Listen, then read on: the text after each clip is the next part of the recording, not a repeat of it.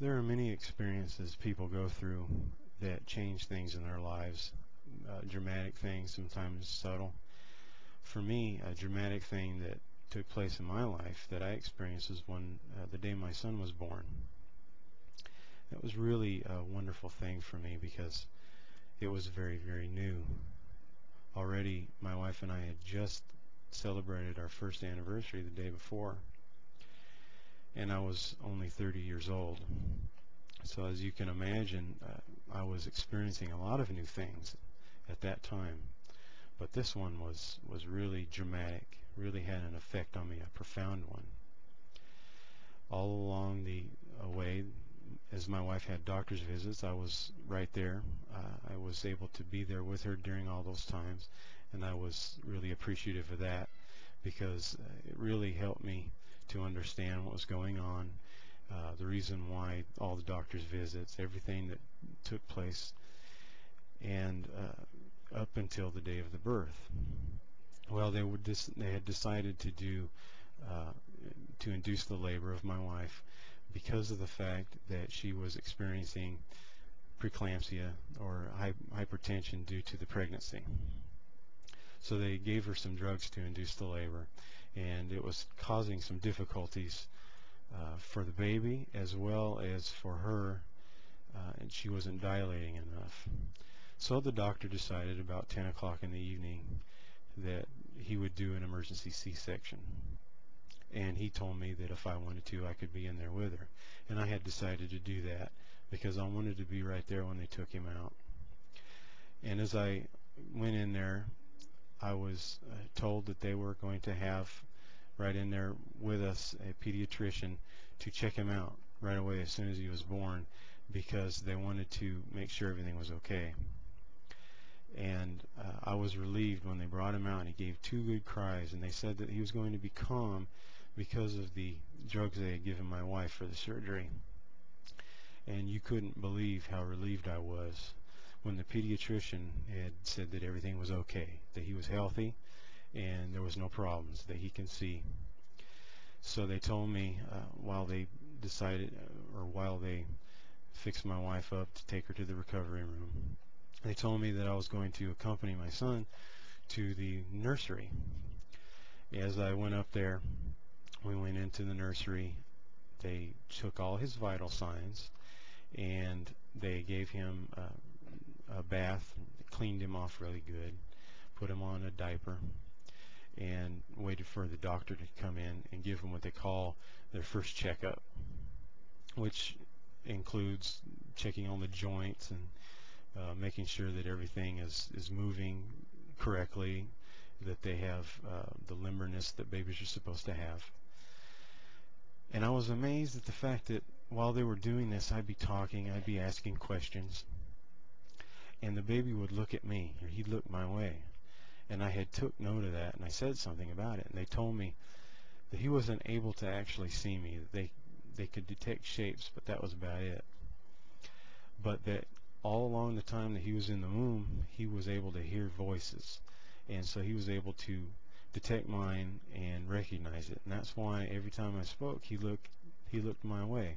It was just something that to me was amazing that I really liked, and to this day I can still remember looking at him, following me as I moved around and talked.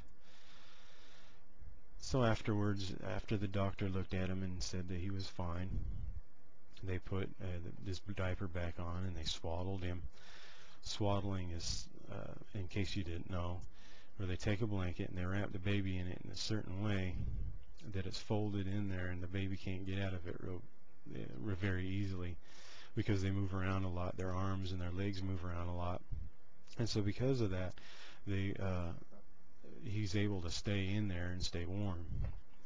And then they said that they were going to take him into the room where his mother would be after she come out of the recovery room, and that I can go in there with him. Already in there was my mother and my sister, and they got to hold him, and we were talking for a little while. And there was a rocking chair, and I sat down, and they handed him to me, showed me how to hold him properly, which I thought was pretty interesting. Uh, I've always seen this happened before. New fathers don't know how to hold a baby. I could never understand why. And then it dawned on me uh, how fragile this life is, that you have to hold it properly. They don't have the neck support, things of that nature. And they left, and it was just him and I for approximately 40-45 minutes. It seemed like an eternity to me. But that's what the beauty of the whole experience was, is that that moment in time, to me, it felt like it was just him and I in the whole world. And as I looked down at him, he would look up at me, and I talked to him, and I realized how wonderful this really was, that this was my son, my child that come from my flesh and blood, from me and my wife. This is a new life. And I got to talk to him, and I talked to him about all the different things we were going to do, the different things I was going to teach him, and how different things that he'll experience in his life, and how certain things will be difficult and some won't. But then I got to looking at him, and I realized the weighty responsibility that was on my shoulders to care for this child. At that particular period of time, he was, of course, helpless. He was a baby and had to rely upon somebody for everything. That included me as well as his mother. But this is why it was so wonderful, because I was ready for it. I was ready to go ahead and start doing it. It was something that I wanted to do. It wasn't just something all of a sudden I realized, oh, I have to take care of this.